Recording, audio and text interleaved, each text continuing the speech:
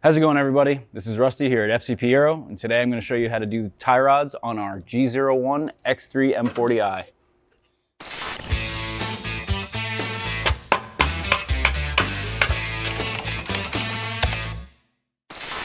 In front of me on the table, we have the Mila kit that we've compiled together with the Mila HD outer tie rod ends, the Mila inner tie rods, and then the genuine inner boots. And of course, this kit does come with all the hardware included, as well as all the clamps you'll need for the inner boots.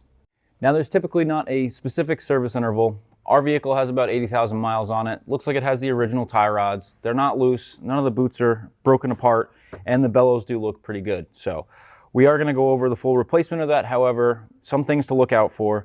You could have a boot that is torn, allowing some moisture, some dirt and debris to get in there, causing that ball joint to loosen up. You could also have a crack in the bellows, allowing water to get in there, corroding some of the inner tie rod, as well as the outer tie rod.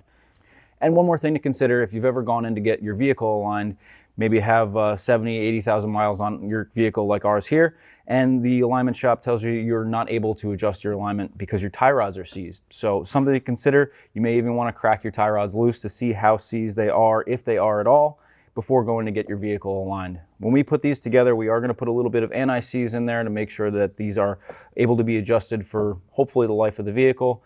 But one thing to consider, as these tie rod ends are aluminum and the inners are steel, you may get a little bit of corrosion in there. And a couple of things to look for, other than physically having worn joints in the form of the boots being cracked or the bellows being cracked like we just discussed, and to actually pinpoint some of the loose joints on the inner or the outer, you'll have to shimmy the wheel side to side with the vehicle up in the air. You may even want a second person for this. When you're shifting it side to side, if you do have any play as you're moving that wheel side to side, you may feel it in the outer joint. So you may be able to peek underneath the vehicle and see that joint physically moving up and down. If it's the inner, you're not going to be able to see that because the bellow is going to be in front of that. Some ways to find out if that inner is loose, which actually may kind of pertain to a little bit of steering rack play, but it's a good quick check, is to actually pull down on the inner tie rod while someone else is shaking that wheel in and out, which is actually going to put a little bit of pressure on that inner joint. Or if you can kind of put your finger or open up the bands of this bellows here and put your finger into that joint and feel that play physically. So you will have to get under the car, you'll have to get a little bit dirty, but if you do have some play side to side, generally it is probably your tie rod inner or outer. So we're going to go ahead and replace both of these. Let's go over some tools that we're going to need to do the job. In front of me on the table are all the tools we're going to need in today's DIY.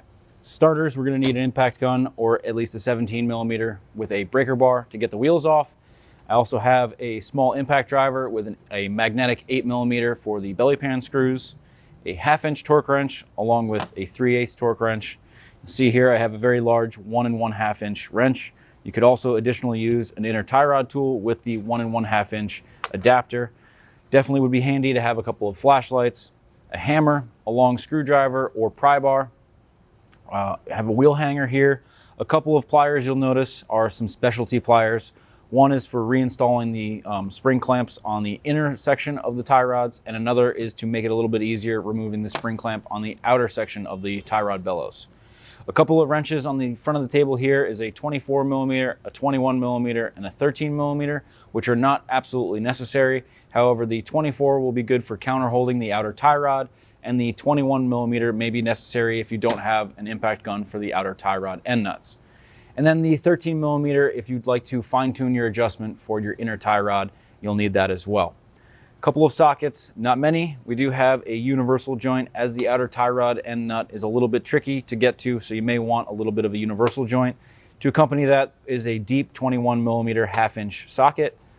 We already spoke about the 17mm for the wheels. You also may need an additional 3/8 17mm for the outer tie rod end, a 16mm if you want to loosen up the factory tie rod end, and then we also have a T40 as well as a T50 for counter holding the outer tie rod end, as well as loosening up the factory outer tie rod end jam nut. Now, not pictured on the table, you may also need some anti-seize for ensuring that your tie rods have the adjustability throughout the life of the new units, as well as you see behind us, we have a 2-post lift. You're going to want something to get the vehicle up in the air with both front tires off the ground. And now with that, let's go ahead and get into it.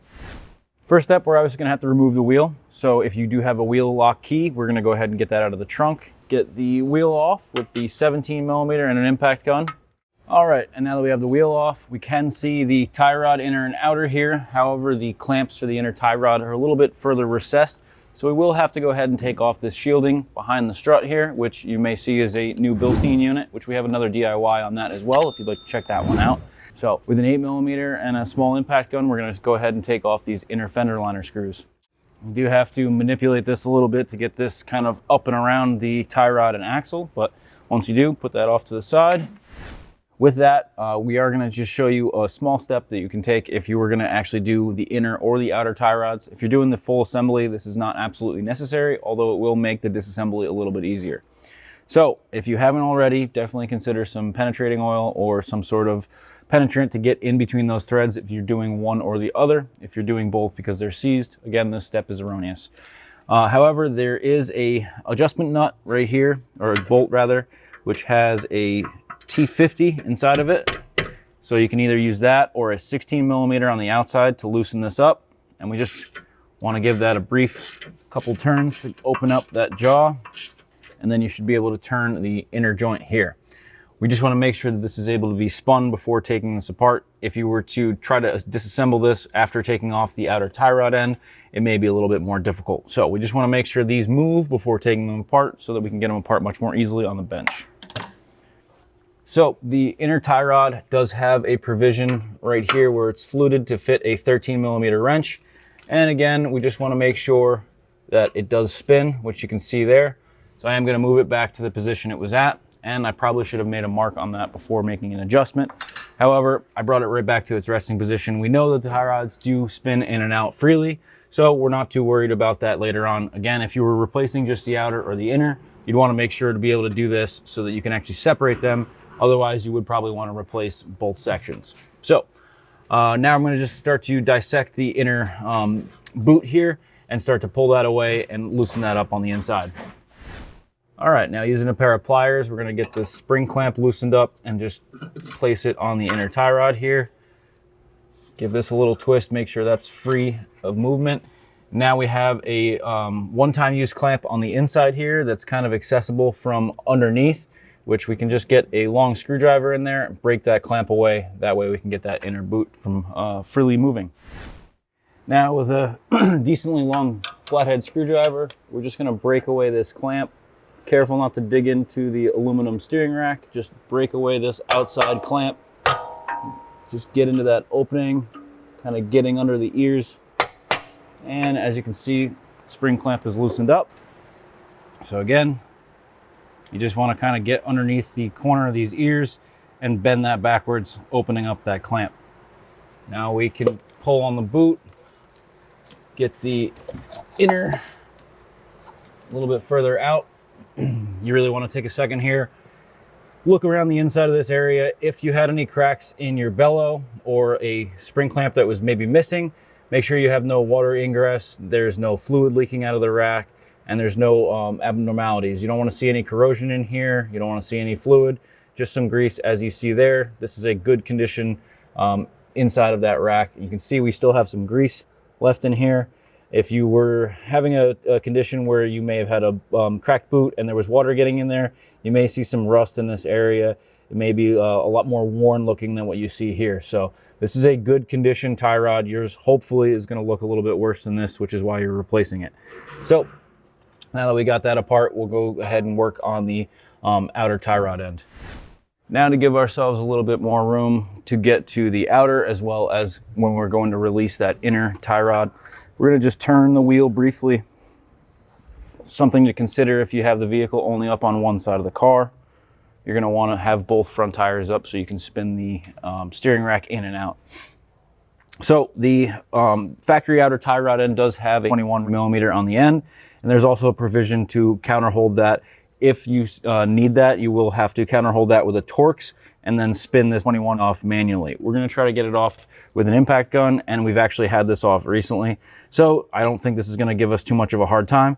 However, you may also need a ball joint, not a pickle fork. If you're replacing it, that's probably fine, but the pickle fork tends to do a little bit of damage to the knuckle. So you may want to get like a ball joint style popper if this tie rod is stuck in that knuckle. All right, got that out. I'm just gonna tighten this nut down so we don't lose that adjustment. And now we have the steering rack kind of positioned a little bit more outward. We can get underneath here with a wrench. As you saw before, that inner tie rod was pretty much over the subframe, not allowing you to get in there with a wrench or anything to break this free. So while we're breaking that free, you do want to make sure that you don't articulate the steering rack too far. BMW does have a special tool that actually locks onto the inner portion of the rack and holds it in place, so you have a good point to counterhold, which I'm assuming is keeping the steering rack from flexing while you're loosening and tightening that inner joint. So let's go ahead and get the vehicle up in the air so I can break that inner joint free and get this all the way out. I have here a 1.5 inch standard wrench. I know, it's not metric. You could also use an inner tie rod tool. However, if you're using an inner tie rod tool, you'd also want to get this outer tie rod end off so that the inner tie rod tool can go all the way down and gain access to that fitting on the back here, which we'll be accessing with this 1.5 inch wrench. If you don't have this, you can certainly get the tie rod tool. If you don't have the tie rod tool, I'm sure you can go down to your local hardware store and pick up a 1.5 inch wrench. So, getting to the provision on the back here, we just want to crack this loose. Again, careful not to rock this too much. We want to kind of give it a quick impact to get this nice and loose before twisting that steering rack too much. As you can see there, that's really all the force that's needed. And then the entire tie rod will spin off just like this. There you go. Now that you see how we've removed the one on the passenger side, this is the exact same removal, the mirror image on the driver's side. Quite simple. Let's go ahead and go over to the bench and put together the new one. All right, now that we have everything on the table, we have our old tie rod here that we just removed, as well as our new assembly that we have to put all together.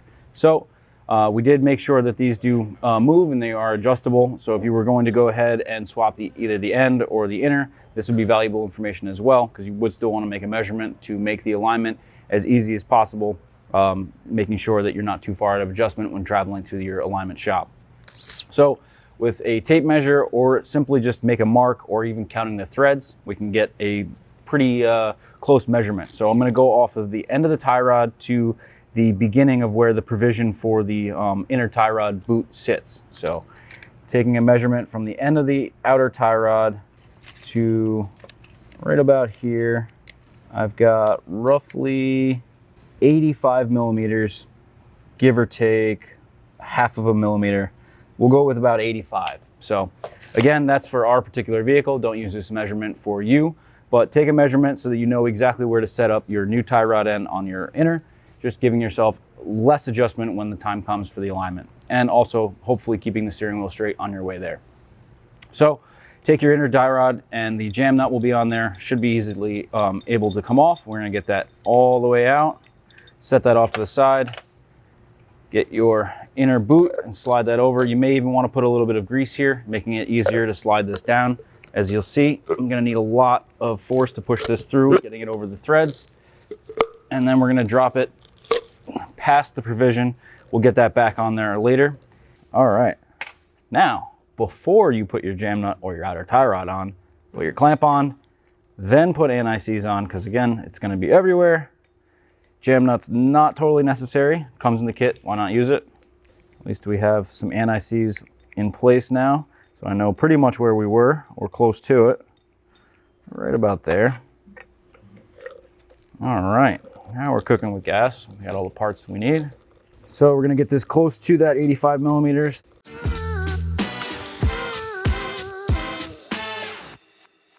So, not totally necessary. We have that jam nut holding that in place, but I'm just gonna give this little pinch bolt a couple turns, keeping this from tightening down. And now that should hold that in place. Again, that jam nut's there as well. So now we want to slide our boot back to that little locking provision. You'll hear it kind of click into place. There we go.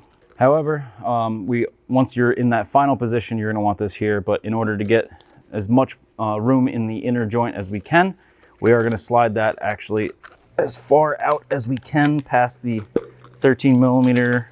All right. So once you have the inner boot slid down and out of your way, we do have access back to that inner joint. If you feel it necessary, you could put a little tiny bit of blue Loctite in here to ensure that the inner joint does not come undone.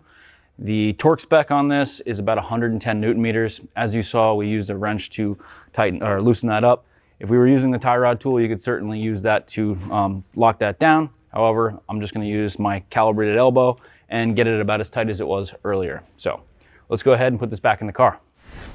Now, my favorite instruction of all, installation, is the reverse of removal. So take your tie rod assembly, make sure you've locked it down so that you don't lose your adjustment if you've already gone ahead and adjusted closer to your tie rod before. So, and then we're just going to go ahead and spin this on. As I mentioned earlier, you could even put a small bit of medium strength Loctite to ensure that these don't come apart unintentionally. I'm going to go back over to the other side, spin the wheel back in just slightly to get a little bit more space between the knuckle and the tie rod so that we don't strip that.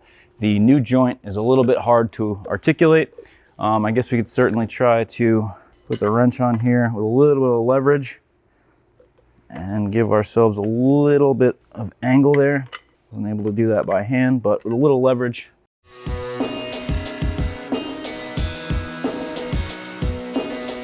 Now we want to give it final tightening. Again, we're using our calibrated elbow. We don't have the special tool that allows this to torque and hold this down. So we're just going to tighten it up snug. But again, the torque spec on this, if you do have the inner tie rod tool, which we do sell, is 110 Newton meters. And that should be good. Now, get our boot fixed back into place. You may want to leave the clamp loose and get it started on the steering rack here. And then again, we're probably going to want to spin our wheel or turn our steering rack back the other way to compress this accordion. If you try to attach this right now, you're going to be pulling the boot apart from itself. But if you spin the wheel back and kind of get the wheels in a straight position, this is going to kind of fall right into place. And then you can see that this clamp is pretty much going to fall right onto that boot. Secure that in place, give it a couple of spins, making sure that it's not flipped over on itself. And then we'll go back and get that clamp back down here, as that is where it was in the beginning. You can certainly get the clamp up top. It's not going to get in the way of anything if it's a little bit easier to clamp it. However, I'm a little bit particular and I want to put it right back there so it doesn't look like anybody was in here. However, we obviously have that added jam nut and this 17 millimeter on that outer tie rod. And one thing I did want to make mention of, when you're putting the tie rods together, be very, very careful you don't put a left on the right and a right on the left. The outer tie rods look very similar. However, they do have an impression on there for right and left. And one more thing just to double check before you get everything together, because right now, if you did have a left on here, it would be very easy to swap it out, and the inner tie rods are the same. So again, before you get everything together, just always double check everything. Make sure you got the right parts on the right side. So we want to go ahead and cinch down those one-time use clamps that we simply destroyed for removal. We do have these fancy BMW special pliers from Knipex. These do have the ability to clamp these on the side as well as from the front. In this position here, you are able to compress that there. And we are going to be using these from the side, so I wanted to show you outside of the vehicle because it's going to be very difficult to get a camera in there and show you. You're going to want to position it in a fashion like this and then securely squeeze these, getting the side portion of this, not the straight on section, to secure this clamp. So you're not going to really be able to see much going on up here other than my hands kind of in that way. So I just wanted to show you off camera what is actually going to be going on here. But position that clamp in the fashion in which you want to clamp it. Again, we're going to put it back to how it was. However, you can put it in any position really. Clamp on there is a little tight. They give you just enough room with this thing. Fighting the tie rod or the control arm and the sway bar link all at the same time. Once you get it on there, run your hand around the top. Make sure the clamp is still in its seat. Go ahead and squeeze. And then every time you squeeze it a little bit, just double check to make sure you're still seated. These things can be a little bit finicky, so you will have to reposition as it squeezes the clamp. All right, and once you're done, kind of give a good look around, make sure that clamp stayed in position, make sure the boot is still on the rack. It should be seated in a fashion that you can't see any machined aluminum. It should be covering that all up. And then we're ready to move on to seating the outer tie rod in the knuckle. All right, now that we have the inner portion of that boot secured, we want to come back out to the clamp. So we just want to take our spring clamp pliers, and before we put that spring clamp on, make sure you have this in the provision, the little groove on the inner tie rod. It'll click into place as I showed you earlier, but as we were moving this back and forth, you do want to make sure that you re-secure that back into the correct spot. So we're going to take our spring clamp pliers. Probably going to be easier from down here. There we go. All right, now we have that secured in there. We're gonna get our tie rod back into the steering knuckle. You might wanna give the ball joint on the end a couple of just articulations to get that joint a little bit looser than it has been sitting in the box. Turning our steering knuckle back straight ahead and getting our tie rod back into place. So you will have to manipulate the knuckle a little bit just to get this to seat correctly.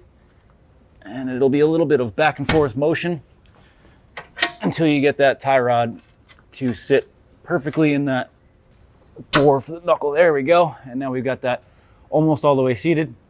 There is a T40 in the center of the tie rod outer end ball joint.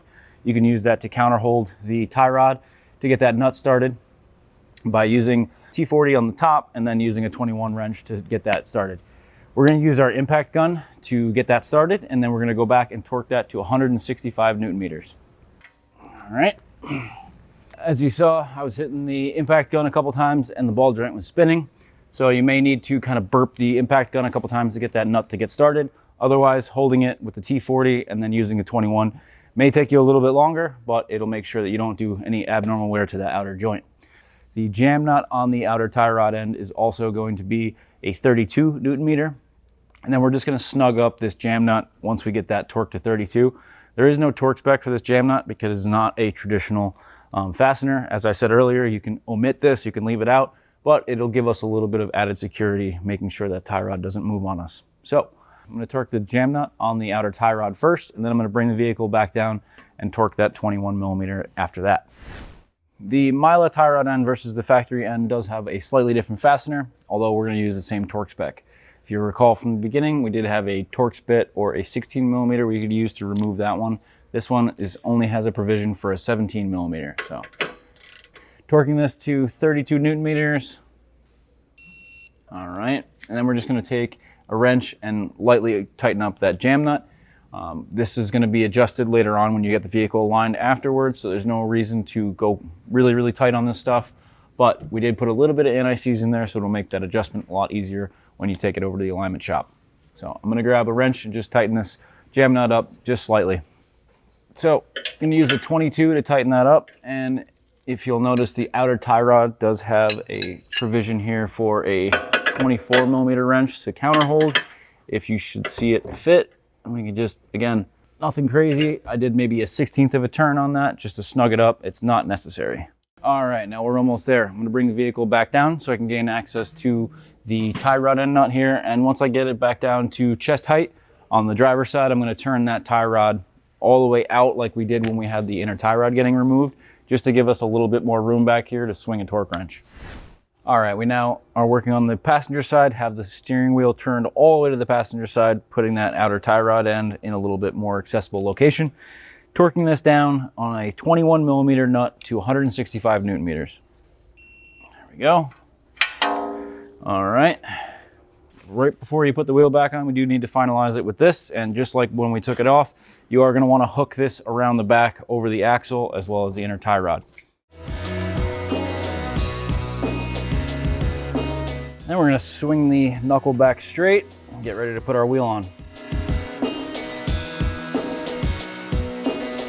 And that pretty much takes care of it. So we will have to get the vehicle down, torque the wheels to spec of 140 Newton meters. And a couple things I want to keep in mind.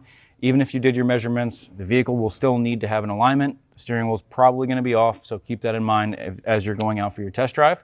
And we're going to be doing the same thing to the other side, so there's more of a chance of having some adjustment out. But I hope you guys enjoyed today's video. If so, hit that like button. If you have any questions, comments, or concerns, get down in the comment section below.